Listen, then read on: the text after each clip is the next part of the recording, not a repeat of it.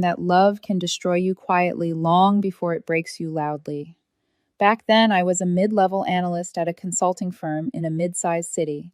Nothing glamorous, but it paid the bills and gave me stability. I used to think that being stable was a good thing, something a man would value. I was wrong. I met Jacob in college. He was magnetic in that effortless way, always chasing new ideas, always sure he was destined for more. When he looked at me, I felt seen, like I'd been chosen from the crowd. We dated through graduation, through his early jobs that came and went like weather through every big idea that would surely make him successful this time. He was the dreamer. I was the anchor. And anchors don't move, they hold everything steady, even as the storm batters them. 5 years in, I'd turned down a relocation offer that could have doubled my income. Jacob had said, "We need to build our life here first. You can chase the fancy stuff later." I believed him. I told myself that love meant teamwork. I paid the rent when his consulting startup folded. I covered groceries, even his credit card bill a few times. It's temporary, I'd say, though deep down I wasn't sure. He called me his safe place, and I wore that like a medal until it started sounding like a cage. It happened slowly, first the teasing, then the subtle dismissals. "You're so routine, Viola," he'd laugh, scrolling through Instagram. "Look at people actually living. Don't you ever get bored of spreadsheets and meal prep?" I'd smile it off, but every laugh carved something out of me. Then came the late nights, networking events that didn't end till 2 a.m. Phones flipped screen down messages he wouldn't explain. I told myself not to be paranoid. That's what love does. It excuses what logic would condemn. One Thursday night, I came home early with takeout and wine. I wanted to surprise him, to talk, maybe bridge the quiet distance that had settled between us. The lights were dim. His coat was on the hook. And from the bedroom came laughter, a woman's laughter. My fingers went numb. I remember walking, not running, as if slowness could change what I was about to see. When I pushed the door open, the world froze. Jacob was there, bare skin, tangled sheets, and a stranger beside him. For a heartbeat, nobody moved. Then he had the nerve to look irritated. "Viola, what are you doing home so early?" As if I had done something wrong. I couldn't speak at first. Just a whisper. "What's going on?" He sighed, exasperated, like explaining a simple math problem. "Okay, fine. You caught me. But let's be real, this has been coming for a while." The girl later I'd learn her name was. Melissa smirked and started dressing without shame. She brushed past me with a half laugh. "Guess I'll leave you two to talk." When the door closed behind her, Jacob sat on the edge of the bed, completely unbothered. "Viola, you've changed. You've become so predictable. You don't challenge me anymore. Melissa gets it. She's ambitious, fiery. You've gotten comfortable. Comfortable. As if love should always feel like a chase instead of a choice. So you're cheating because I'm not exciting enough," I managed. He shrugged. "You're safe, but I need more than safe. I need a woman who pushes me forward, not one who holds me down." I wanted to scream, to throw something, to demand how paying his bills and believing in him was holding him down. But all I said was, "If that's what you need, Jacob, then go find it." He blinked, surprised. "That's it. No drama, no begging." I shook my head, my voice steady, even as my heart cracked. "No, you already made your choice. I'm just stepping out of your way." He scoffed, pulling on a shirt. "You'll regret this. You'll never find someone who loves you like I did." I looked at him, then really looked, and realized I never wanted to be loved like that again. When the door shut behind me, the night air hit my face like ice. My hands were trembling, my chest hollow. But beneath the pain was something else, an ember of clarity. For years, I'd built my world around a man who believed love was a competition he needed to win. That night, I stopped competing. I didn't know it yet, but walking away from him wasn't the end of the story. It was the quiet beginning of the woman I was about to become. The night I left Jacob, I didn't have a plan. Just a duffel bag, a drained bank account, and the dull echo of his words, "You're not enough." I spent that first night on my friend Maya's couch, staring at the ceiling until morning bled through the blinds. I kept hearing the laughter from that bedroom, her laugh Melissa's haunting and smug. It wasn't just betrayal, it was humiliation, the kind that stains your reflection for weeks. Maya found me in the kitchen around sunrise, clutching a cold cup of tea, like it could anchor me. "You need to eat something," she said softly. I shook my head. "I just need to forget." But forgetting never starts that easily. In the days that followed, I moved mechanically. I terminated the lease, forwarded. Jacob's mail blocked his number, deleted our photos. But no matter how many things I erased, memories still clung like smoke. The way he once smiled when I said something nerdy, the way I'd believed every promise he made. A week later, I stood in the middle of my new apartment, a tiny studio, overlooking a cracked parking lot, and let the silence wrap around me. For the first time in years, it was my space. Mine. It smelled like dust and cardboard boxes, but I could breathe. I made lists. It's what I do when life collapses. List, call HR about relocation. Buy curtains. Don't cry. But I cried anyway sometimes over nothing. The sound of his old playlist, a mug he left behind, the smell of his cologne on my jacket. The grief wasn't for him, not really. It was for the version of me who believed stability could buy love. Weeks blurred together. I went to work, smiled politely, and lied when people asked if I was okay. At night, I journaled. My first entry was simple. He called me safe. Maybe safety isn't weakness. Maybe it's the start. Somewhere between the sleepless nights and quiet mornings, I began to change. I reactivated my gym membership, the same one I'd canceled when Jacob said we needed to cut costs. The first day back, I nearly quit after 10 minutes on the treadmill. But as sweat dripped down my face, something shifted. The rhythm of my breath reminded me that I still existed beyond heartbreak. Then a miracle disguised as an email arrived, a job posting from a firm in Riverside, a nearby city. The same position I'd once turned down for him, only now the role was higher senior analyst. The irony made me laugh. That night I updated my resume for the first time in 3 years. 2 weeks later they called.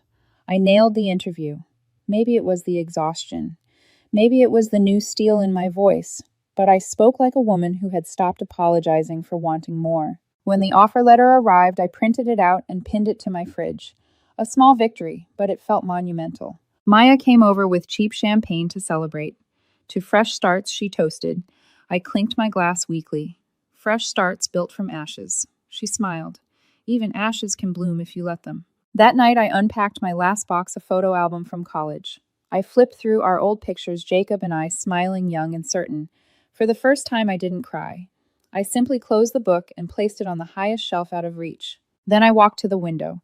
The city lights shimmered below, and somewhere in that noise I heard my own quiet pulse again. Maybe I'm not too safe, I whispered. Maybe I'm just steady enough to rebuild. I didn't know it then, but that calm acceptance was dangerous for him. Because peace, once found, is something no manipulator can take back. By the time autumn rolled around, I had begun to live again. The kind of living that didn't revolve around someone else's chaos.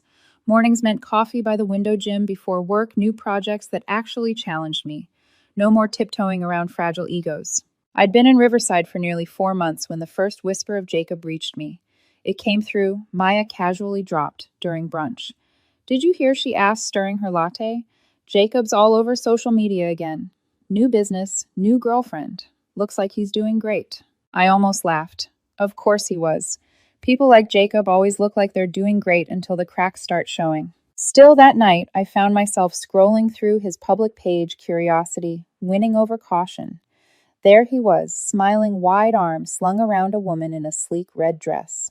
Melissa. The caption read, "Big dreams, bigger moves." Hash emojis and words like inspirational. It should have hurt, but it didn't. It just looked fake, too bright, too curated. Behind that filtered glow, I could almost hear the strain in his smile. Over the next few weeks, I heard more snippets from mutual acquaintances. Jacob and Melissa started a startup consulting thing. Apparently, they're killing it. They hosted this big networking event downtown. She calls him her visionary. I would nod, say something neutral, and change the subject. But late at night, lying in bed, I'd wonder, did he ever look at me that way? Or had I always just been the quiet foundation beneath his ambition? Then, about 2 months later, everything changed again. It started with a text from Maya at 7 a.m. "Girl, you dodged a bomb. Jacob's business is a scam." I frowned, blinking at the screen. What? A flurry of messages followed. Apparently, Jacob's company, his so-called consulting agency, wasn't legitimate at all.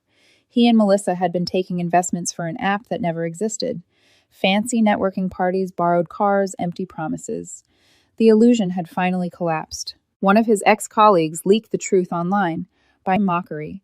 Where's the app Jacob refund the investors? Guess being a visionary doesn't pay the rent. The digital downfall spread fast. And in that mess, someone mentioned Melissa had vanished, deleted her accounts, disappeared overnight. Apparently, she'd drained their joint account and taken off. Jacob was left with debt, legal threats, and a reputation in ruins. When I read that, I didn't feel triumph, just silence. Poetic silence. I remembered that night he'd said I wasn't woman enough for his needs, how he'd praised her fire and ambition. Now his fire had burned him alive. A few days later, a coworker showed me a clip from a local news snippet about fraudulent investment startups. Jacob's name wasn't mentioned directly, but I saw enough to know it was him. My stomach twisted, not with pity, but something colder. Karma isn't loud. It's patient. That night, I sat on my balcony again, watching the city lights flicker. The same balcony where I'd toasted to fresh starts. I whispered to the wind, "You wanted excitement, Jacob. I hope you found it." Then I closed my laptop, poured myself a glass of wine, and went to bed. I slept soundly for the first time in weeks, because for the first time I realized his chaos was no longer my burden to carry. And his fall wasn't my revenge. It was simply his consequence. Little did I know, karma wasn't done yet. He was about to come knocking on my peace. It started on a quiet Sunday night, the kind of peace you don't notice until it's interrupted. I'd just returned from a hike, my phone tucked away on the counter while I made tea. When I finally checked it, there it was. "Jacob, hey Viola. Been thinking about you. Can we talk?" I stared at the screen. My pulse didn't quicken. It barely moved. 6 months ago, that message would have shattered me. Now it just felt like an echo from another life. I didn't reply. 2 days later, another ping. "Jacob, I know I don't deserve a response, but please just hear me out. Melissa scammed me. She disappeared. I lost everything." I read it twice, then locked my phone. It wasn't anger, I felt it was something emptier, detached, like watching a movie I'd already seen. By the end of the week, the messages multiplied. "I made a mistake. You were right about her. You were always the real one, Viola." It was almost comical.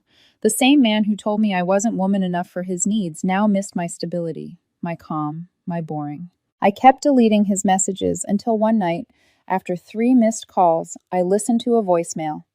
His voice cracked between breaths. "Viola, I don't even know where to start. Melissa ruined me. She took my savings, my car, my reputation. Everyone's gone. You're the only one who ever cared. Please, I need someone who understands." For a moment, I could hear the old Jacob, the one I'd once protected from the world. Then I remembered the way he'd looked at me that night.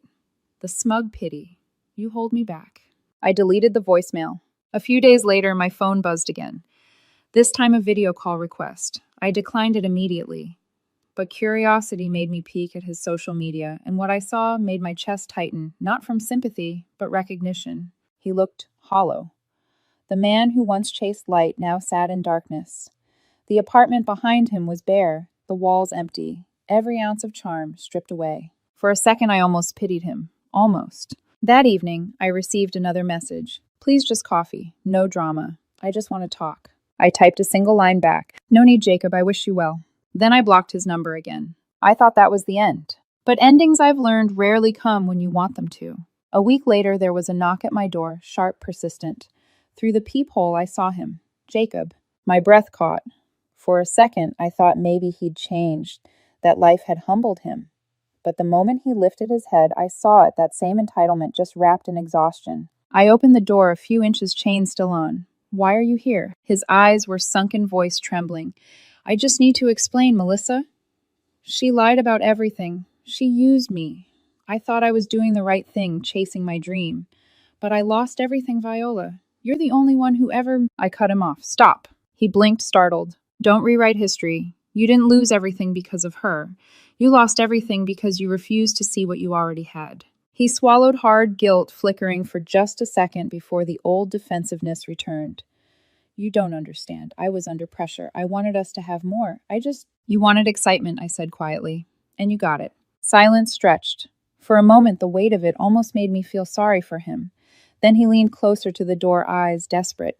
"You're really just going to stand there after everything we've been through?" "Yes," I said, because I finally learned that standing still isn't weakness, it's peace. He flinched. Then bitterly, "You're cold now. I thought you were different." I almost smiled. "I am. That's the point." He stared a moment longer, then stepped back. His voice softened. "You'll regret this." "No," I said. "I already did my regretting." When he left, the hallway fell silent again. I closed the door, leaned against it, and exhaled. No tears, no shaking hands, just relief. It wasn't revenge, it wasn't triumph, it was closure knocking and me choosing not to open the door. 3 months passed after that night. 3 months of peace so steady it almost scared me. No messages, no surprises, just work quiet evenings and the kind of calm that feels earned. Then, one Friday morning, my phone buzzed with a number I didn't recognize. It was an email from a mediator. Ms. Blake, we've scheduled your appointment to finalize the joint account and lease settlement with Mr. Jacobs. My chest tightened. I'd almost forgotten that our old apartment lease and savings account were still legally tangled. I'd avoided the paperwork because dealing with him again felt like reopening an old wound. But now it was unavoidable. The meeting was set for Monday morning at a neutral office downtown. I told myself it would be simple sign papers, close the chapter, walk away. Still, that night, I couldn't sleep. I kept replaying all the versions of me he'd left behind, the girl who believed love meant sacrifice, the woman who cried over an empty bed, the one who nearly mistook survival for strength. They were all ghosts now, and I was finally ready to bury them. Monday. The sky was gray, the kind of muted color that feels like foreshadowing. I arrived early, documents neatly organized in a folder. My new self was punctual, professional, unshakable. Then he walked in. Jacob. He looked smaller somehow. His posture slouched.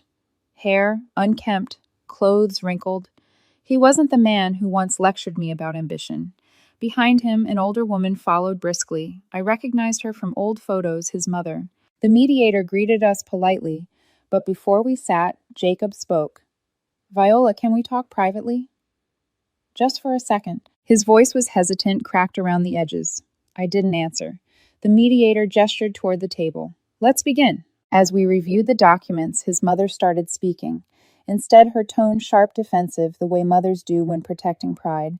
You know, dear Jacob's been through a lot. That woman, Melissa, she ruined him. He's been trying to rebuild, but it's been hard. It would mean a lot if you two could make peace. I kept my eyes on the papers. That's what we're doing, legally. She frowned. No, I mean emotionally. You two had something real. You were good for him. He lost his way. Jacob looked at me, then eyes glistening with that practiced sorrow I'd once mistaken for sincerity. Viola, please. I see everything now. You were the real thing. Melissa used me, turned me into someone I'm not. You always believed in me. We can start again. I took a breath, steady and calm. Jacob, I believed in who you could become, not the man you chose to be. He leaned forward, desperate. People make mistakes. You're stronger than this bitterness. You used to say you didn't give up on people. That was before I realized not everyone deserves a second chance, I said softly. His mother huffed. Forgiveness is what good women do. Don't let pride ruin your heart. That word, good women, hit like a sour taste. For years I'd tried to be that quiet patient, endlessly forgiving. Not anymore. I met her gaze and smiled politely. Then maybe I was never meant to be a good woman. Maybe I was meant to be a whole one. Silence. The mediator cleared his throat. Let's continue with the signatures. I signed my name slow and deliberate. When it was his turn, Jacob's hand trembled. As he passed me the final form, he whispered, Viola, please, don't walk away like this. I still love you. I looked at him one last time. Jacob, remember the night you told me I wasn't woman enough for your needs? His face fell. I didn't mean that. I was angry. I did, I interrupted. Because that night you were right. I wasn't woman enough for you. But I've become woman enough for myself. I stood, gathered my papers, and nodded to the mediator. We're done here. As I walked out, his mother muttered something about cruelty, about men making mistakes. But I didn't turn back. Outside, the air was cold, sharp, and clean. Every breath tasted like freedom. I didn't need revenge. I didn't need validation. The real victory was walking out of that office without a single piece of me left behind. And for the first time in years, I smiled not because I was moving on from him, but because I'd finally returned to myself. 6 months later. If you had told me I'd wake up every morning with peace instead of panic, I wouldn't have believed you. But there I was, standing barefoot on my small balcony, coffee in hand, watching the sun rise over Riverside, and for once I didn't feel like something was missing. My life wasn't extraordinary by anyone's standards. I worked. I hiked on weekends. I started learning how to paint, again a hobby I'd abandoned, because Jacob once joked that it was too simple. Now my apartment walls bloomed with imperfect brushstrokes and color. It wasn't perfect, neither was I, but it was real. Sometimes I still thought of him. Not often, not painfully, just as a flicker of memory when a familiar song came on, or when I passed a cafe we used to go to. But instead of anger, there was gratitude, because if he hadn't broken me, I would have never learned how to rebuild. I'd even started dating again. His name was Liam, a quiet architect with patient eyes and a laugh that didn't need to be loud to be kind. We met at a charity event my firm sponsored. He asked me questions, not to impress, not to compare, but to listen. It felt foreign, the gentleness of it, the absence of competition. One evening, while we walked by the river, he asked softly, "Do you ever regret it?" The way things ended, I smiled. "No, I regret staying too long, not leaving sooner." He nodded, understanding. No probing, no fixing, just presence. And for the first time, I realized love didn't have to feel like survival. There was one moment that stayed with me. A few weeks later, I stopped by a bookstore near downtown and ran into an old mutual friend. She hesitated, then said, "Did you hear about Jacob?" I shook my head. He left town, filed for bankruptcy. His mom's been trying to sell the old house. For a second, I felt that familiar ache of memory, but it faded almost instantly. "Thanks for telling me," I said simply. As I walked home, the world around me felt brighter somehow, not because he was gone, but because I no longer needed to care. That night, I stood before my bathroom mirror, brushing my hair, and caught my reflection in the warm light. There she was, the woman who had once cried over being not enough. Now her eyes were steady, clear, whole. I thought about everything I'd lost and everything I'd gained. Peace instead of performance, solitude instead of chaos, and the quiet truth that no one could ever again define my worth. Before bed, I opened my journal, the same one that once held pages of heartbreak. This time, I wrote just one line. He said I wasn't woman enough, but maybe I was never meant to be woman enough for him, only for myself. I closed the notebook, turned off the lamp, and lay there listening to the hum of the city below. Outside, the world moved on.